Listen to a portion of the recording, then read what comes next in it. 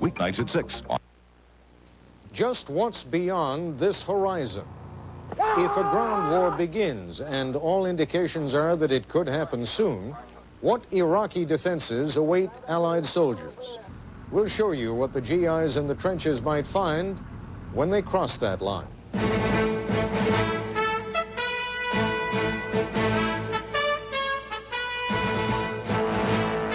This is ABC News Nightline.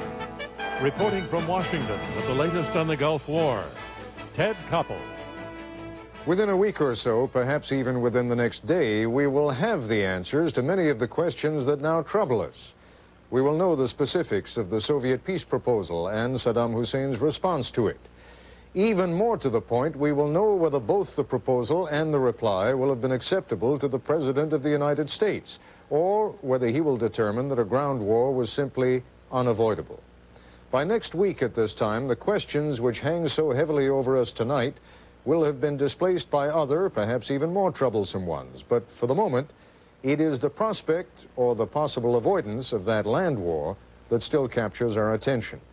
That, then, will be the main focus of our broadcast this evening. A closer look at what a land war would entail. We begin, though, with a summary by Nightline correspondent Jeff Greenfield of the unanswered questions that now lie before us. The whole point of a newscast is to tell you what we know, or think we know, about what's going on in the world. Sometimes we can sound very confident about this. You give us 22 minutes, we'll give you the world, some say.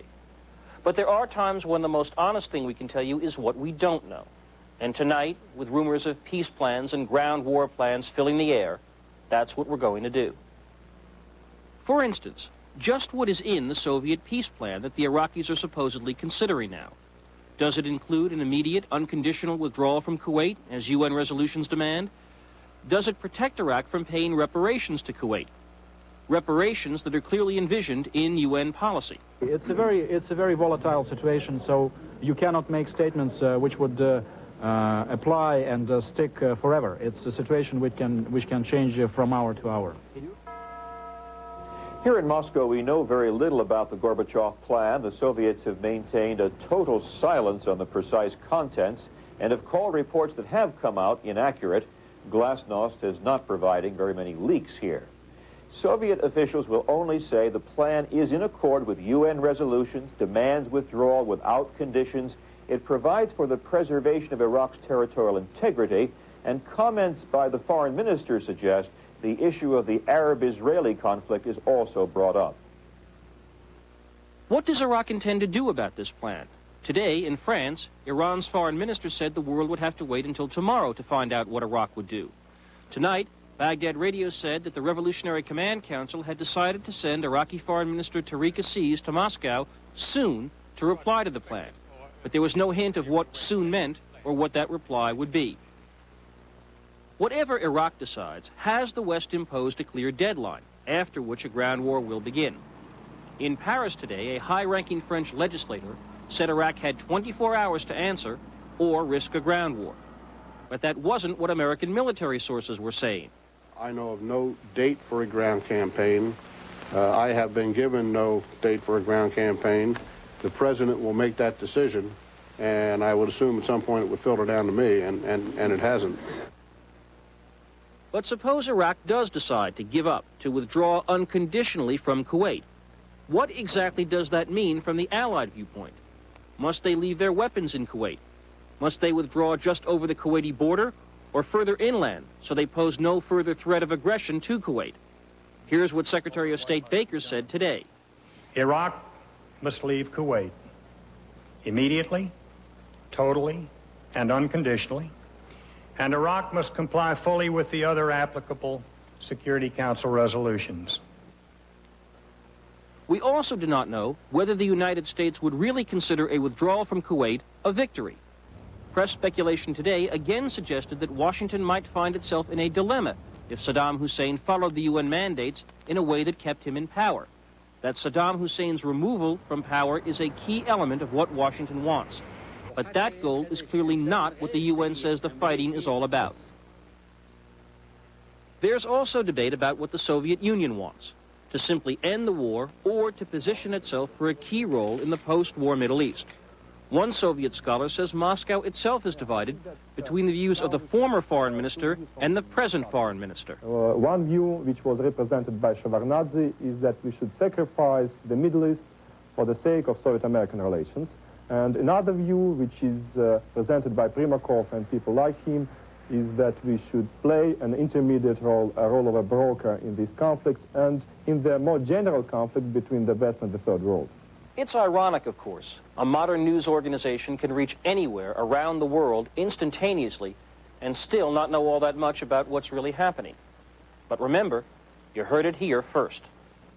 Jeff Greenfield for Nightline in New York.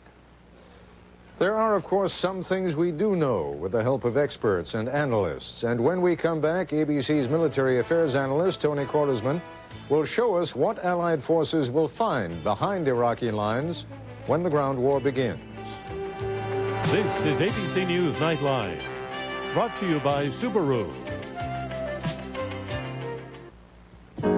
Call me irresponsible. Just because the other guy is on the road doesn't mean his mind is. So the superb traction of the Subaru Legacy with four-wheel drive and anti-lock brakes can be quite a comfort. Since the next guy is capable of almost anything, shouldn't the same be true of your next car? Hurry in for great savings today during the Subaru Spring Value Days. Hey, get a load of the Sears Cleanup Spectacular at Sears Brand Central. It's America's biggest laundry event of the year, where virtually every washer and dryer brand's on sale. GE, Whirlpool, Speed Queen. This week, this extra large capacity 7-cycle Kenmore washer's only $358. Matching dryer, $288. Nice pair. The Sears Cleanup Spectacular. Better hurry, because before you can say, spin cycle, it's over. This week, the story only Channel 2 News can tell. I'm Charles Ziwi in Saudi Arabia, and each night this week we'll have exclusive live reports on the Persian Gulf War on Channel 2 News at 6. Live nightly reports from the front lines. Each day we'll bring you the latest updates on the war itself, plus what we learn about the 101st Airborne Division and the Tennessee National Guard. Live from Saudi Arabia. Another Gulf War exclusive all this week, only on Channel 2 News at 6. I see you've selected the ultimate adventure. Vehicle preference? Toyota 4x4, the black one. Excellent choice.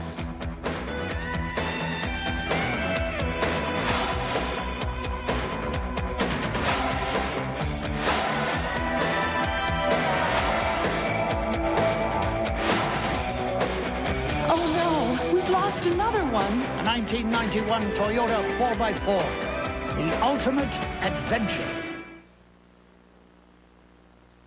200 Iraqi soldiers a day may be deserting Saddam. The best solution would be a quick bullet to his head. Watch Primetime Thursday. Tony Kordersman has been the national security analyst for ABC News since the Gulf War began.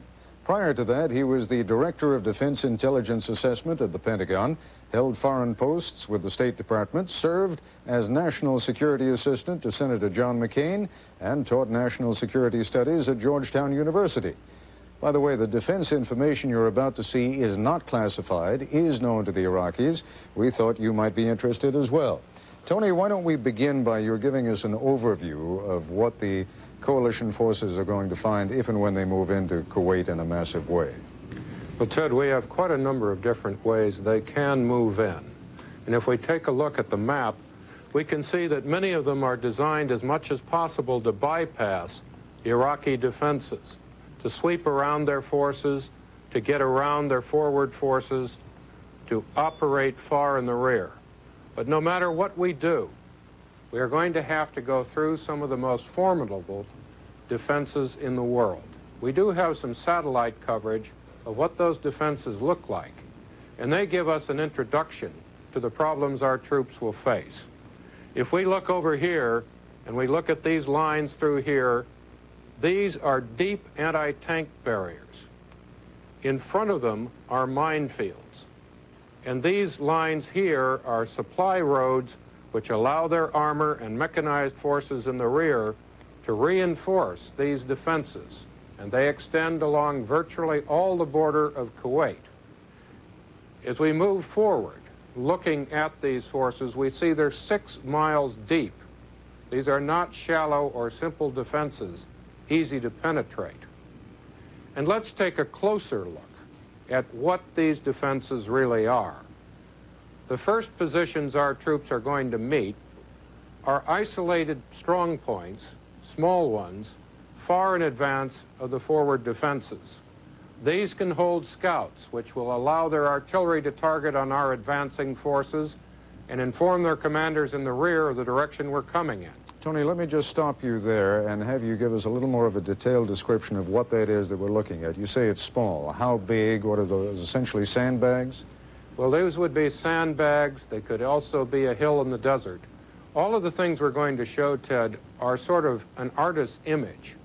The real Iraqi commanders will dig in and take advantage of the terrain.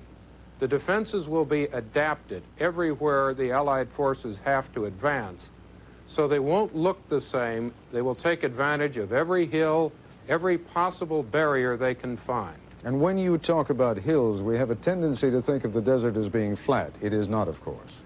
Not at all. The further west you go, the rougher the terrain gets.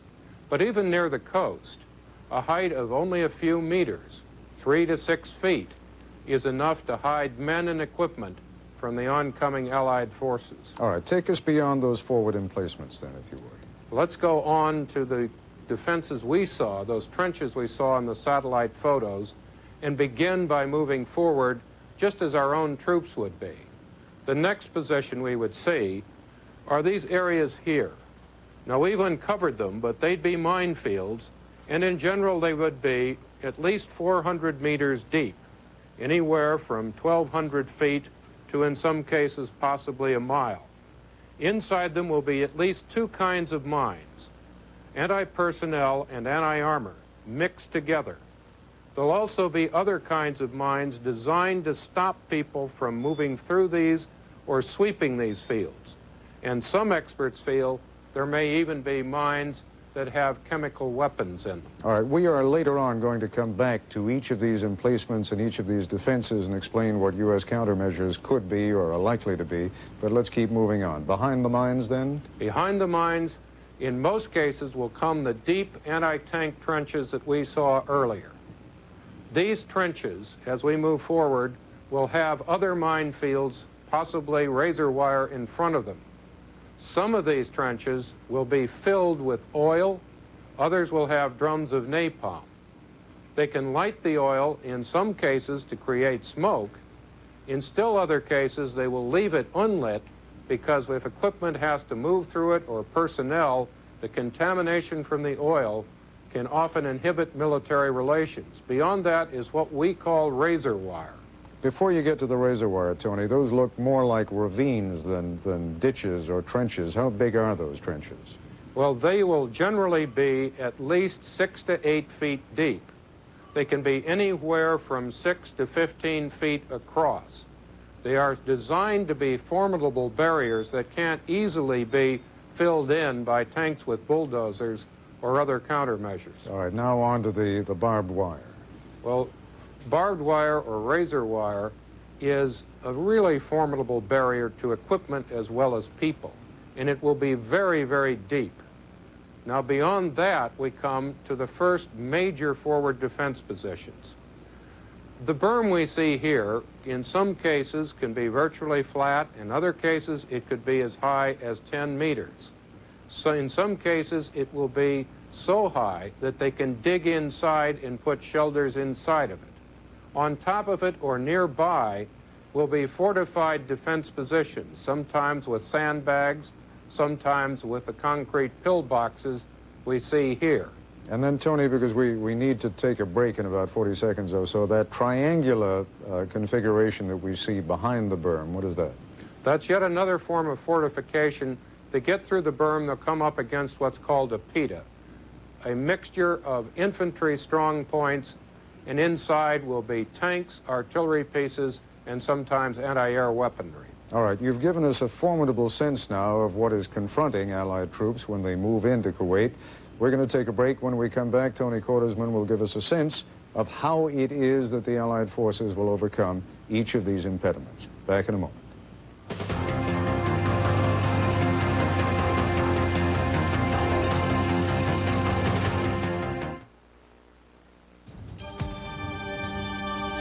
Even in the world of convertibles, rarely has one button done so much.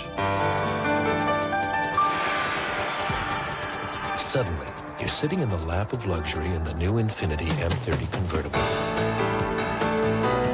Your foot is on the accelerator of the 3-liter V6 engine, and your head is in the clouds. The new M30 convertible from Infiniti. Every business morning, while the rest of the world is getting up, UPS is guaranteeing overnight delivery before 10:30 to the most people, places, and businesses for up to half what other companies charge. And every business morning, more people are waking up to that fact. Good morning. Morning. No place hops like Sonic. Gee, I'm really ready for something different. I think I'll have... We always have steak and taters, right, Pa? Yeah, a chicken fried steak sandwich. Taters. Don't forget tater tots, Pa. Hey, what a great idea. Steak and taters, only $2.59. Here's your steak and taters, Mr. Avalon. Now, Pa, settle down. No place hops like Sonic. Buick Skylark is America's new symbol of quality. And now, with special limited-time factory incentives, Skylark is sticker-priced from just $10,575. Of course, add air conditioning, automatic transmission, AM/FM stereo, and the price jumps to $10,575. Add all these performance features, and the price leaps to $10,575. Now add these luxury features, and can you believe it? $10,575. But hurry, this price is for a limited time. See your better Buick dealer now. Here, boy. Here, Newton. Here he comes. And there they go. This Maytag factory sale sure got things moving around here. With washers for $419, dryers for $359, ranges for $449, dishwashers for $399, and the refrigerator guaranteed until the year 2000. Everybody's working overtime. Newton. And I spoke too soon. D.T. McCall & Sons. All locations.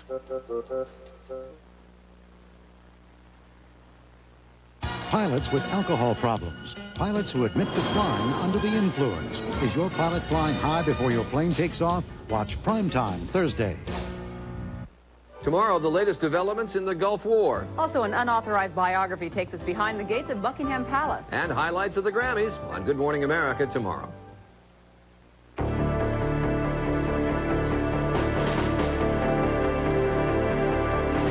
And we are back again with ABC's military analyst, Tony Cornersman. Tony, we were talking before about the defensive measures that the Iraqis have in place. Take us through now, beginning at the same spot that we began before, the countermeasures that the Allied forces are likely to take to overcome each of these defensive measures. Well, Chud, remember, in every case, we've been pounding these positions for days. Before our ground forces advance, we will have used fuel-air explosives, very high, large bombs like the Daisy Cutters, cluster bombs that drop lots of bomblets of anti-personnel and anti-armor. Forward defense positions like this will have been hit from the air. As we move forward, our tanks and infantry will find them, and then we'll come to the minefields. Once again, many of these will have been bombed. Most of the mines will be gone. What kind of bombs do they use, Tony, on the minefields? Well, they can use fuel-air explosives, or they can use very heavy bombs like the Daisy Cutters, which, by the sheer shock, detonate the mines. And what about the fuel-air explosives? What do they do? The same thing. What they do is create a very broad explosive pressure on the ground, which will detonate most of these mines. Where they fail, we can use tanks that have special mine plows, or which allow them to roll over the minefields. We have rockets that shoot shaped charges of explosives. Then we come to these trenches. Those are a problem, but we have tanks with bridges that can lay down the bridge in front of them, then drive right over that bridge and be followed by other armored vehicles and infantry. We also, again, can use bombs selectively now to get these breached, to fill them in. With the razor wire, it's the same story. Before you get to the razor wire, Tony, to the layperson, I must say this notion of having these ravines filled with oil, which in theory could be set on fire, at least psychologically, that creates an enormous barrier. You're telling me that the The blazing oil is not that much of a problem? It really isn't, because with the tanks we have, with the ability to use bombs, again, some of the bombs are so powerful, they can basically put the fire out. Tanks with dozers can fill them in. Bombs can fill them in. Yes, they're formidable if you don't have the kind of air assets we have.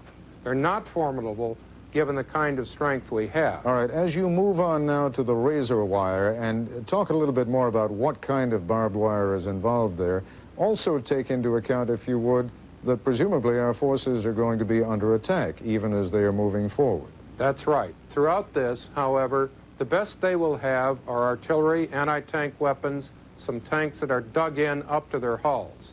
We're going to have the full range of air power, Apaches, A-10s, F-15Es. We will also have our long-range artillery. We have almost perfect reconnaissance and targeting capability. They only have line of sight. So they will be a lethal problem, but we have a vast superiority in the ability to concentrate firepower from both air and land in this one narrow area where we have to advance. All right, let us assume then that they've made it safely through, across that huge ditch, through the barbed wire, or over what is left of the barbed wire. Now what faces them, and what countermeasures do they take? Now we face, again, the berms, these high mounds. Those are fairly difficult to penetrate if you don't have air power. But remember, when you are dropping 10,000, 2,000-pound bombs, covering these positions, and they must come up out of their shelters to fight us with cluster bombs, they lose an awful lot of their capability. Behind these are what we see, these triangles, which we call lapidas. In each corner is infantry. As we look inside, we see armor, something that worked well against the Iraqis that had no air power, but they're extremely vulnerable to our combination of air and land power, a tactic better designed to fight a different enemy in a different place. Very quickly, Tony, what is the magic of the triangle? Why do they have them in that triangular configuration? Well, two positions forward act as a forward defense. The infantry in the rear can reinforce. By sheltering their armored vehicles behind berms, they're less vulnerable to anti-tank weapons from the ground. But of course, we have the A-10s, we have the AH-64s. We're not fighting the way the Iranians did. Now, what we left out before is, of course, the main force. And how much of a main force should they still expect to find if they get beyond each of these positions? Well, let's take a brief look at the map. Along this side is the forward set of positions we've just talked about. Behind that are reinforcing divisions, these orange forces, behind them armored and mechanized divisions, and then finally in this area the Republican Guards. But we think right now that only about half of that force at most is combat capable, and a lot of it is dug in so well that it's going to find it difficult to fight. Nevertheless, let's see how well they can dig in. They have positions like this tank which can drive up a step, move without exposing itself, locate our targets as they advance, fire, and then either drive out or retreat back under their camouflage netting and shelter. All right, Tony, we've done a very quick once-over lightly on the land assault. We're going to take a break. When we come back, I'd appreciate if you just take a couple of minutes to give us a sense of what lies ahead of the amphibious forces. Back in a moment.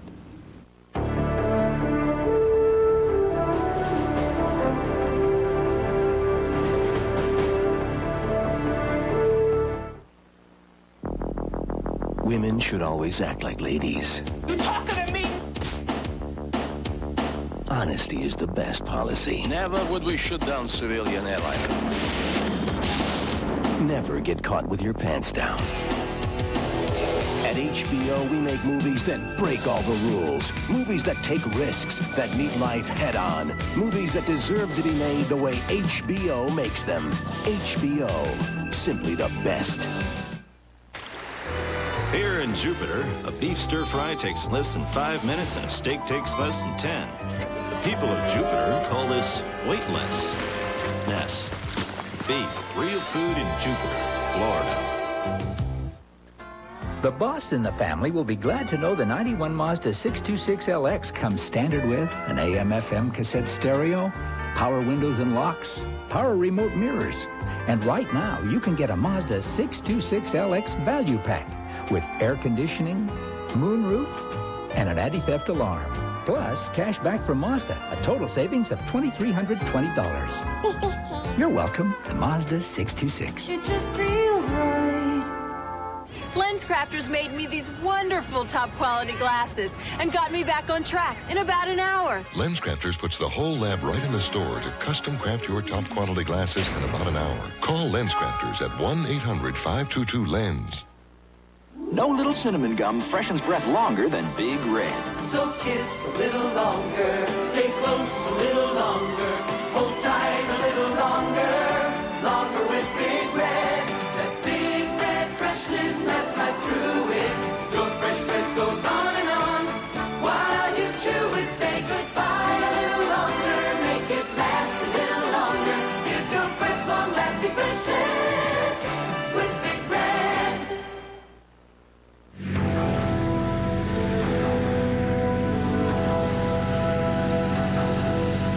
And we are back once again with ABC News military analyst Tony Kordersman. Tony, we have talked about the land assault, and now I'd appreciate if you would show us, if in fact there is a marine amphibious landing, how would that take place, and what countermeasures would the Iraqis have in place?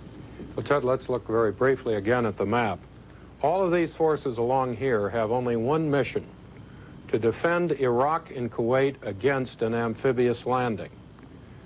And that is a very real threat the Iraqis face, because if we look at the weapons and capabilities of our amphibious forces, again, we can mount a very wide range of assets. Hovercraft, which can move very, very quickly over the beach. Tracked vehicles, which can move equally quickly, backed by ships, landing craft the size of most other aircraft carriers. A force of some 17,000 men, but calling it amphibious is no longer accurate anymore. About half of that force can move by helicopter, backed by attack helicopters with their own anti-tank capability, supported by Harrier jump jets with close air support capability, and F-18s, which are also lethal fighters. This is a force which can move not only over the beach, but directly into cities, combined with the air assault forces. So the Iraqis have no way to know where it's coming and no way to know what mixture of air and land assault will take place. Is it that element of surprise, Tony? Because I can imagine if they had to face the same kind of defensive installations that the ground forces have to face, that would be a rather daunting prospect, wouldn't it? It would indeed, but they don't face that kind of entrenched defense. They can move behind the defenses the Iraqis do have. They can force the Iraqis into a meeting engagement where the Iraqis lose their defensive advantage. All right, Tony Kordersman, thank you very much. Tomorrow night on Primetime Live, you'll hear the harrowing tales of Iraqis who crossed mountains and minefields to escape Saddam Hussein. And ABC News will follow developments on the Soviet peace plan, as well as all the latest news from the Persian Gulf tomorrow on World News Tonight with Peter Jennings. That's our report for tonight. I'm Ted Koppel in Washington. For all of us here at ABC News, good night. This has been Nightline. If you wish a videocassette version of Nightline, the cost is $14.98 plus $3.95 shipping and handling. If you wish a printed transcript of this or any Nightline broadcast, please send $4 to 267 Broadway, New York, New York, 10007. Nightline is a presentation of ABC News. More Americans get their news from ABC News than from any other source. America's watching ABC. Mercury makes driving a Sable for only $279 a month as easy as pie. Get $600 cash back with a 24-month Ford credit Red Carpet lease. Then apply that cash toward your down payment, refundable security deposit, and first month's payment, or keep it. You wouldn't buy a whole pie if you only wanted a piece, so why pay for a whole car if you only want 2 years' worth? A 24-month lease on Sable, just $279 a month, easy as pie, and it's just around the corner. For one great lease rate, see your Lincoln Mercury dealer today. Well, whoever said that money won't buy happiness, just hasn't been to Taco Bell for new chili cheese nachos yet. just 99 cents. Lick your lips. Chili so cheesy on nacho chips. Sour cream tomatoes and green onions, just 99